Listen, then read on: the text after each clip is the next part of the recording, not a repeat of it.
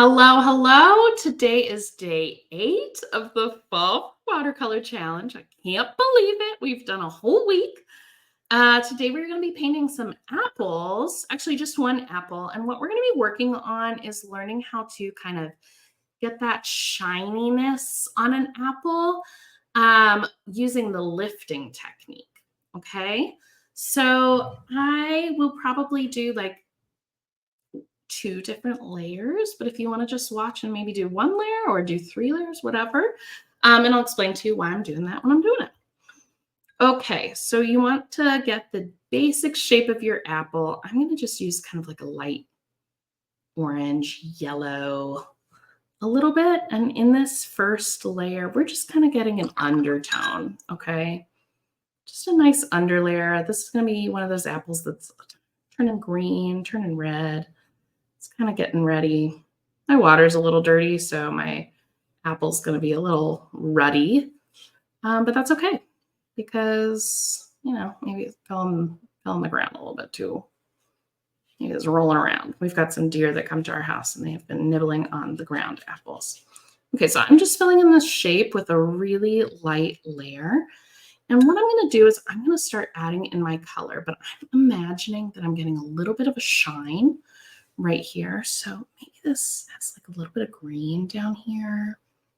Okay, I'm just dropping this into the shape, this big kind of wet stencil almost of water.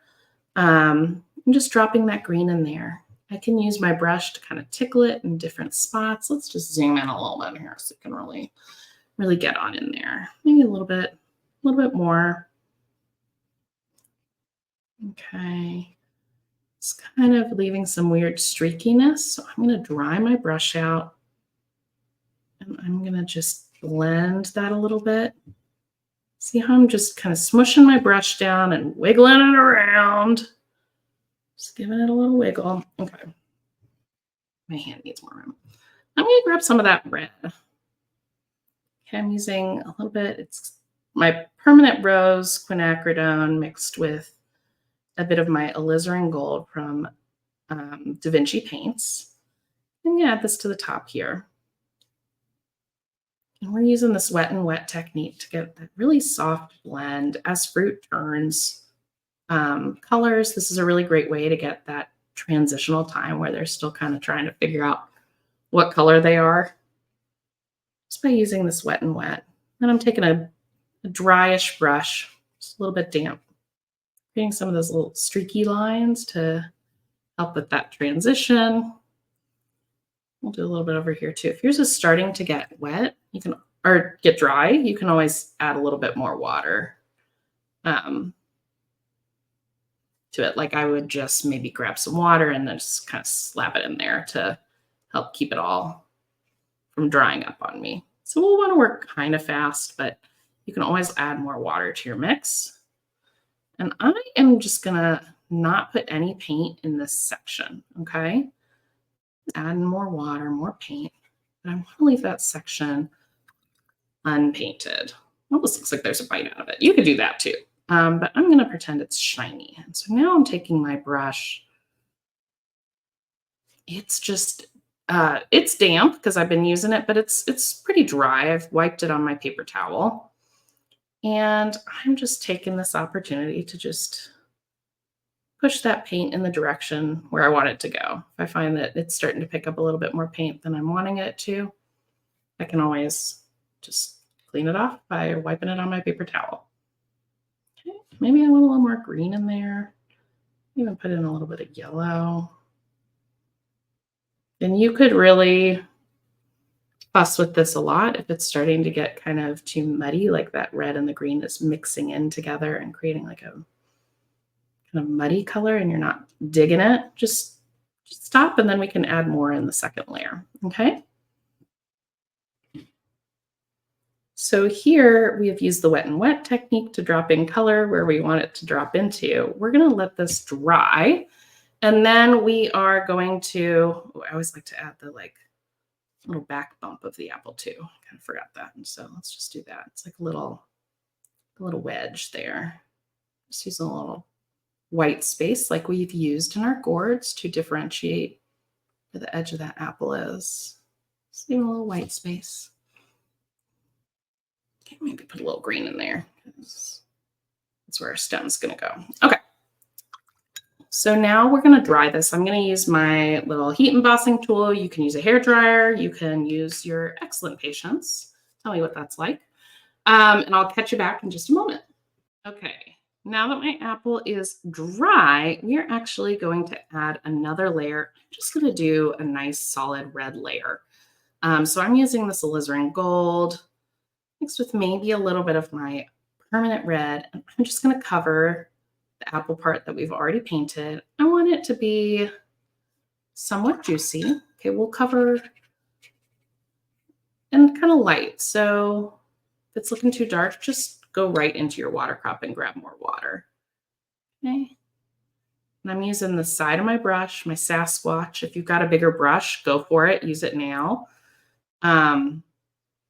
If you don't, just use the side of your brush.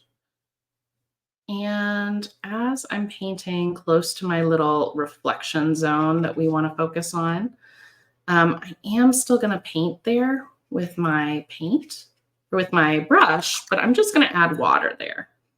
Okay, so I'm going to go around the circle with my damp, clean brush. It's going to give us a little bit of that shine. Okay, oh, I think I want it like a little bit darker right here. Oh yeah, maybe even, okay. I like that. I want to add some green down here. Give it a little more oomph. I don't know. Now it looks kind of more dimension. I don't know. Why not? Okay. So I'm going to leave that down there. But if you're noticing, maybe your paint has spilled into that zone we were trying to keep dry or keep light, right? Like, so it's like, oh, you know what? I can't even tell it was there. Do not fret, my friend. We can do a couple of things. We're going to use the lifting technique. So you're going to grab a piece of paper towel, preferably dry. Mine's a little damp, but we're going to go with it. And you're just going to blot that up. Okay, and look, it brings that little highlight back. You can also use a clean brush, a clean dryish brush, and you can soak up some of that paint too. That's another way to lift the paint off the page. So imagine that you're just lifting that paint off the page. The more absorbent your tool is, the more effective it will be at lifting. So I think I want a little bit more pigment here, and then you can kind of just start over. Get a little bit more. Okay, there we go. I've seen folks do some really beautiful, like very realistic apples using just the lightest, most delicate of brush strokes and really layering on to get all that kind of grainy, appley,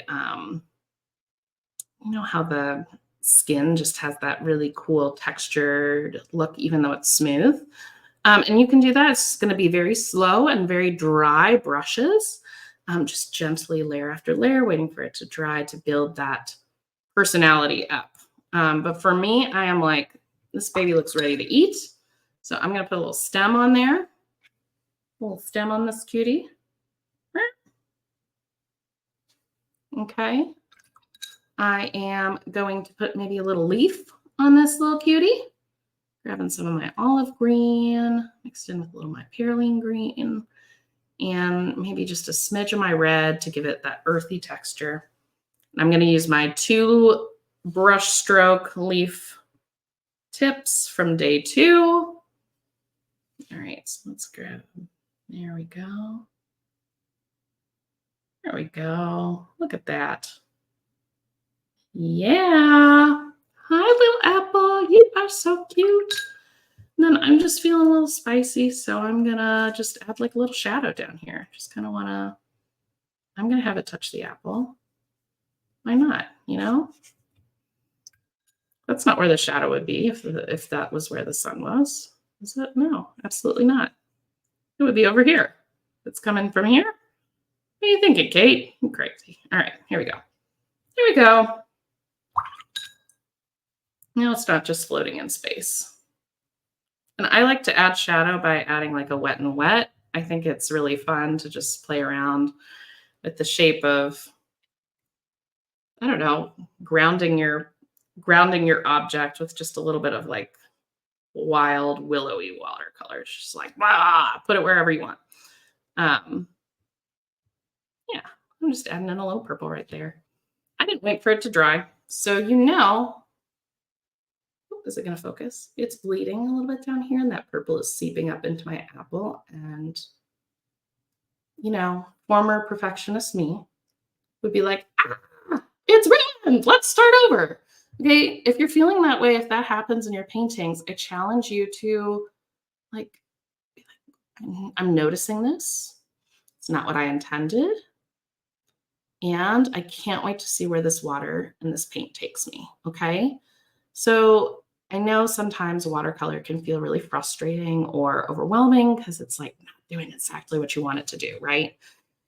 And I think that's a really great moment to just take a deep breath and say, you know what? It's doing its thing, and let it do its thing and sit in that. Sometimes it feels yucky, but the more we practice in these little moments, the easier it feels when it happens in our day-to-day life. I know that sounds very like woo-woo, but it's true, okay? So be kind to yourself. Give yourself a little hug, a little pat on the back. I'm so proud of you for making it this far in the Fall for Watercolor Challenge. Tomorrow, we'll be back with more. If you haven't signed up for the challenge, make sure you do that so you can win cool prizes. All right. Happy painting.